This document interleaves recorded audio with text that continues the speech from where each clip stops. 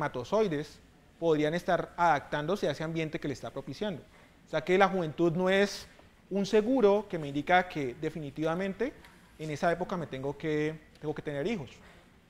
Nuevamente entra el comportamiento de nosotros. O sea, lo que sabemos todos. Si uno tiene un estilo de vida disipado, pues uno sí dice, pues, no espere ser la persona más saludable años después. El problema es que nos están mostrando que eso que hacemos nosotros con nuestra vida afecta a aquellos que no han nacido. Puede afectar a aquellos que todavía no han nacido, lo cual es más grave. No todos queremos tener hijos saludables, exitosos, pero si parte de esa salud y ese éxito está dependiendo de nuestro comportamiento anterior, porque estamos generando esas marcas epigenéticas, llama la atención. Entonces, por eso una medida de salud pública que siempre se están promoviendo campañas de promoción y prevención en la población, no al alcoholismo, no al tabaquismo, pues ya tiene una base biológica. Le está diciendo, mire, usted está cambiando, puede cambiar cómo expresan sus genes. Y eso puede cambiar que usted tenga o no una enfermedad en un futuro. Y eso puede también cambiar el riesgo de que su descendencia tenga o no una enfermedad. Súmele la herencia genética. Entonces se unirían otro factor adicional.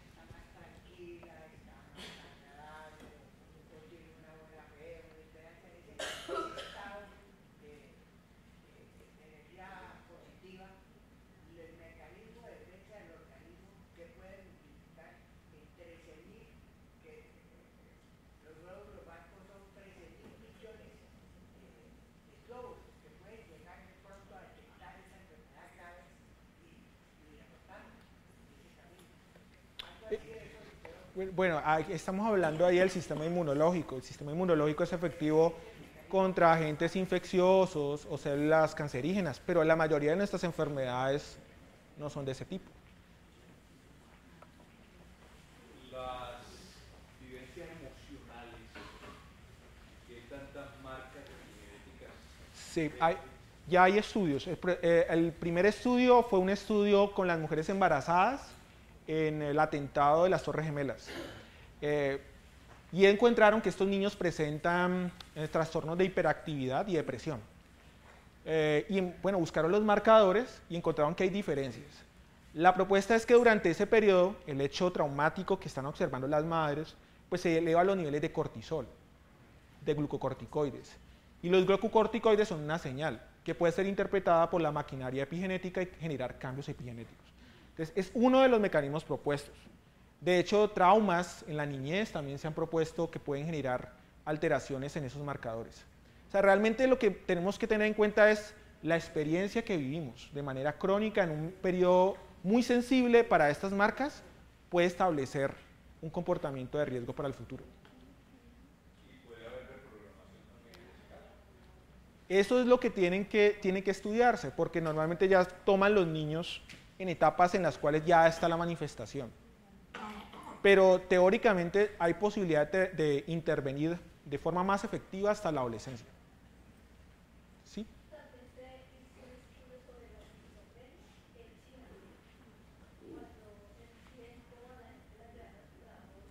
Forzados.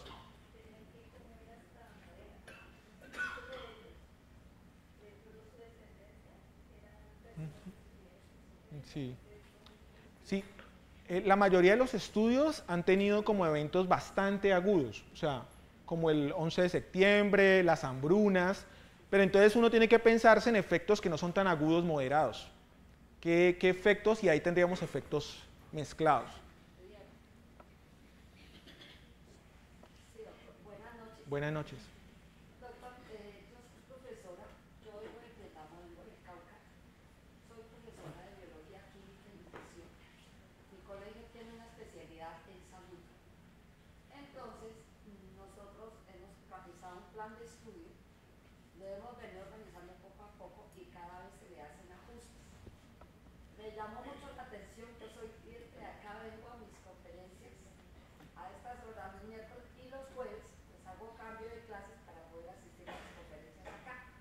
me llamó mucho la atención porque, pues como les digo, es especialidad en salud, estamos promocionando salud y nos falta una cantidad de cosas. Entonces nosotros en el colegio decimos, no solo mi colegio, porque tiene especialidad en salud, debemos estar trabajando estas temáticas que ustedes afortunadamente nos están orientando y es mucho lo que uno acá aprende. Esto lo deberíamos de hacer en todas las instituciones, de preescolar, primaria, bachillerato y en la universidad. Yo soy egresada de la Universidad de Cauca, bueno, en integrado. Entonces hay una cantidad de preguntas, voy a aprovechar lo más importante. Las estudiantes, ahorita nosotros vamos a trabajar una semana saludable en mi colegio y se están trabajando las temáticas como 7 de abril, Día Mundial de la Salud, 1 al 7 de agosto, Semana Mundial de la Lactancia Materna, 16 de octubre, el Día Mundial de la Alimentación, 31 de octubre, Día Mundial, el 31 de mayo, Día Mundial sin tabaco, con toda una cantidad de objetivos que están relacionados con lo que usted me está explicando ahorita. Entonces, nuestro colegio también hubo un tiempo que se dispararon los embarazos en nuestras jóvenes. Pasado un tiempo, hubo un tiempo que tuvimos 10 en el año. En otro año tuvimos 2. El año pasado tuvimos 4 adolescentes entre octavo y noveno. En este año tenemos 3. Como yo también voy a eventos a la Universidad de Cauca, que son organizados por los médicos pediatras, ¿no?, trabajando sobre lo de la adolescencia, entonces yo le hice la pregunta a uno de los médicos de la iglesia, ¿no? Muy sencillo, están planificando, esto es gratis. Ahorita con este calentamiento global, que es verdad, ustedes saben que no se afecta nuestros comportamientos, sí, todo lo que afecta al comportamiento global, no solamente podemos hablar de toda la parte de la ecología como tal, ¿cierto? Hay todos los referentes, sino también sobre la ecología humana. Bueno, entonces me decía, no, profesora, lo que pasa es que a usted le está planificando su colegio. El colegio mío es femenino, es el único colegio femenino que tiene el amor. Todo eso me ha llamado una cantidad de interrogantes, por eso asisto acá.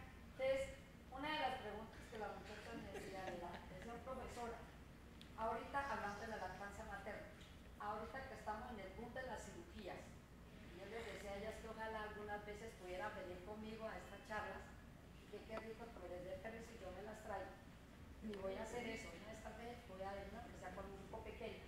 Profesora, ellas que se hacen colocar las famosas siliconas y eso, ellas pueden lactar. Ellas pueden lactar. Entonces yo les dije, vean, les cuento una cosa. Esto yo escucho y lo que leo en la revista, yo trabajo con muchas revistas y cuando voy a Ibanak, pero estos días a lo mejor va a haber una conferencia y yo hago las preguntas. Esas son mis preguntas. ¿Pueden lactar? ¿Pueden cumplir su proceso de la lactancia materna? Que nosotros sabemos que son los 6 primeros meses de la lactancia materna sin combinar de ningún otro alimento y posteriormente hasta cuántos años se les puede dar de lactar a un bebé. Hay un mito y es que si les damos de amamantar mucho tiempo, entonces los niños van a seguir un estudiante. Dijo mi mamá que decían actos de naturaleza. Y yo le pregunté, ¿qué son actos de naturaleza? Profesora, pues que quieres tener pareja cada rato, quieres tener sexo a cada rato. Entonces le dije, ese es un mito. Pero déjame, de todas maneras, usted también acá lo consulte. Esa es una pregunta. Y la otra pregunta es, ¿cuál es la edad máxima para nosotros tener hijos? Es decir, ¿hasta cuántos años, hasta qué edad podemos tener hijos? Bueno, creo que tus preguntas son muy interesantes, pero mi especialidad pues no es la pediatría, ginecología. Respecto a la última pregunta, uno, por ejemplo, puede escuchar noticias de que hay mujeres que tienen hijos a edades bastante tardías. Ajá. Pero recuerden que para eso existe el médico genetista que valora la condición biológica, genética y de salud de los padres. Entonces ahí ya entra, pues obviamente que se requiere un consejo genético y el genetista puede dar su opinión de los riesgos que puede tener un embarazo tardío. Entonces, la verdad, no tendría respuesta para las 3 preguntas, son más para otro tipo de especialidad médica. Bueno, gracias. Buenas noches. Buenas noches. Le felicito por su disertación. Muchas gracias. A lo largo de ella, con los argumentos que usted rindió y con base en los ejemplos, se me ocurre a mí, si pudiéramos retomar, por favor, el cuadro del diagrama de bloques de la epigenética, donde aparece genotipo, epifenotipo y fenotipo, sugerirle algo que usted dirá si aplica. Y es que el rectángulo factores ambientales, antes que o más que estar direccionado tan solo a epifenotipo, debería, pienso yo, de acuerdo con lo que usted desarrolló, que debería aplicar a genotipo, fenotipo y incluyendo epifenotipo, porque los factores ambientales, como el caso de la señora fumando, por ejemplo, y otros que usted mencionó, pues están ahí metidos en la genética, en la secuencia de ADN, en las características formológicas, funcionales y celulares.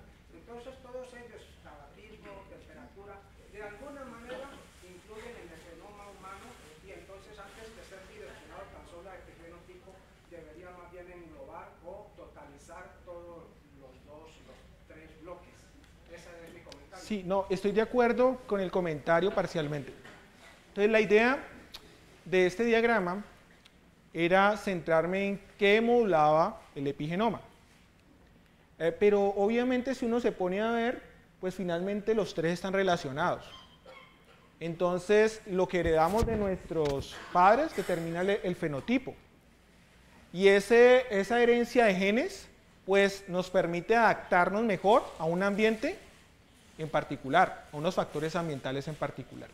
Pero la idea fundamental del diagrama era evidenciar que las modificaciones epigenéticas están determinadas fundamentalmente por factores ambientales. Pero obviamente el fenotipo y el genotipo están compartiendo también una relación con el epigenotipo simultáneamente. ¿Sí?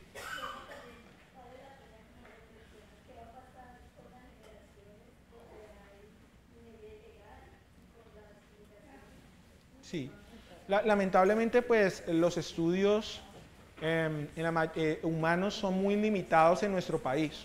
En los países del primer mundo, Estados Unidos, Europa, Canadá, hay muchos estudios en este momento analizando esos marcadores epigenéticos.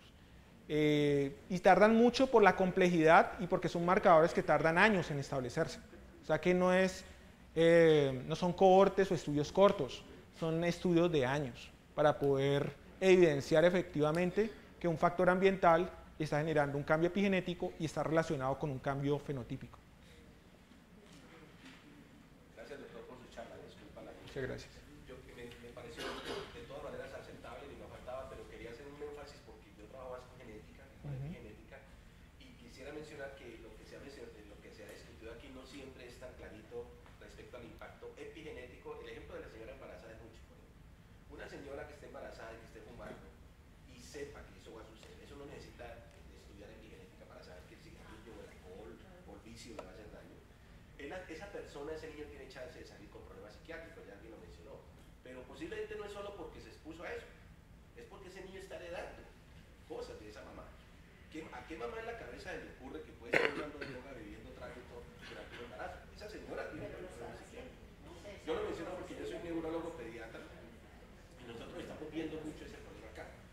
Y recuerdo unos pacientes que alcancé a ver, yo me enteré en Nueva York, en el cual después de 3 o 4 hijos que les quitaba el gobierno por droga, a esas personas usando droga durante el embarazo, una señora puertorriqueña, recuerdo mucho, el 5.º hijo dijo, ya no me lo quitan porque me voy a juiciar. Y se ajuició por completo, probado cada 2 semanas, que le chequean su orina y su sangre, ese niño salió igualito a los otros 4.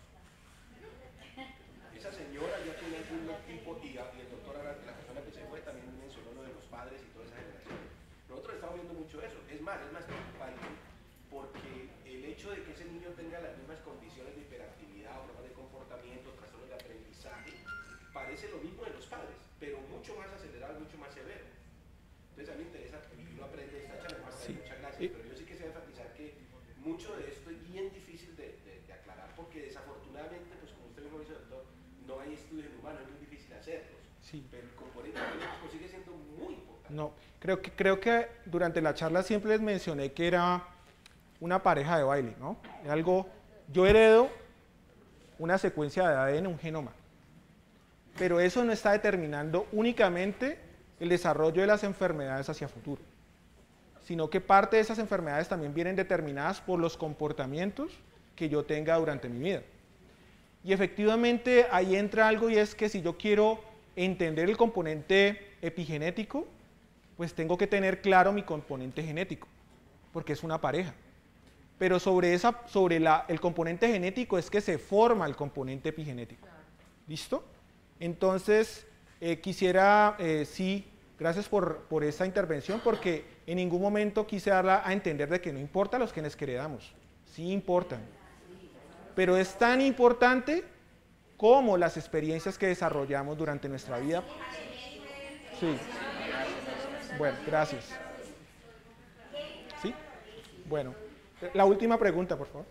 Esta pregunta, digamos que es más en la parte estructural del ADN, o sea, cuando habló que el ADN se superenrollaba sobre un cordón de proteínas, por así decirlo, y pues digamos que en la imagen se alcanza a percibir las histonas, y mencionaste pues que se daban los marcadores epigenéticos. Quisiera saber como tal, ¿esos marcadores a qué se adhieren? ¿O estamos hablando que esos cambios se dan, o sea, ¿cómo explicar? Químicamente esos cambios, esos marcadores epigenéticos se están uniendo estructuralmente a qué parte de un gen. Bueno, son tres fundamentales. La primera, las histonas. Sobre las histonas, imaginemos que esta es una histona, se enrolla el ADN. Esas histonas tienen unas colitas, que son cadenas de aminoácidos que hacen parte de la proteína. Sobre esas colas se modifican, se colocan grupos químicos pequeños, metilos, acetilos, se coloca fosfatos, hay alrededor de 8 modificaciones. Esas modificaciones generan que esos núcleos, esas histonas con el ADN enrollado, que se llama estos dos se llaman nucleosoma, estén más relajados o más que contraídos.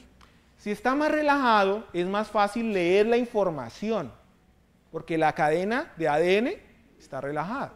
Entonces decimos que ese gen es más accesible. ¿Sería más fácil expresarlo? Sí. Pero hay modificaciones epigenéticas en esas histonas que lo que hacen es que se compacten. Entonces yo digo que el ADN está compacto en una región y en otras regiones está relajado. Si esas modificaciones epigenéticas compactan esas nucleosomas, esas histonas con el ADN, es más difícil leerlo. Por lo tanto, ese gen se va a apagar. ¿Listo? Ahí estaríamos hablando de un interruptor, on, off. Hay otras modificaciones que ocurren en el ADN, sin cambiar la secuencia. Metilación de una base nitrogenada como la citosina. Normalmente esas metilaciones llevan a que el ADN se condense aún más. O sea que son regiones donde es difícil leer la información que contiene el ADN. Nuevamente, apago esa región, y si quito esos grupos, se relaja. Entonces aquí estamos hablando muy mecánicamente, como un switch. ¿Listo? Entra el tercer jugador. El tercer jugador son moléculas que son los ARNs. Los ARNs son más complejos, los no codificantes. Más complejos porque pueden cumplir simultáneamente más de una función. Y esto es lo que se está desarrollando en los últimos 5 años. Cuando se descubrieron, la gente no creía también. Eso no codifica para proteínas, ¿eso qué función tiene? Eso le llamaron el ARN basura. Luego se comenzaron a dar cuenta, ay, si quitamos esto, la célula comienza a comportarse mal, no funciona bien. Esos son marcadores epigenéticos más complejos que pueden regular también qué tanto se compacta el ADN y qué tanto se relaja. Entonces, por eso cuando uno mira el ADN de una célula, hay unas zonas compactas. Yo digo que estos genes no se pueden leer, están apagados. Pero hay otras zonas de ese genoma que están relajadas. Lo más probable es que esa parte del genoma está siendo leído y está produciendo luego transcritos que llevan a producir proteínas. Pero esa es la parte mecánica, cómo se entiende. Y le estoy diciendo esto lo más sencillo posible. pero evidentemente hay cosas que son la topología, el ADN tridimensional, la interacción entre cromosomas, la interacción con otras proteínas que regulan esa compactación, más y más cosas, porque es tan complejo que todavía no se entiende. Por eso me centré tanto en decirle marcadores epigenéticos, para no entrar en más complejidad que puede llevarlos a la confusión. ¿Listo? Muchas gracias.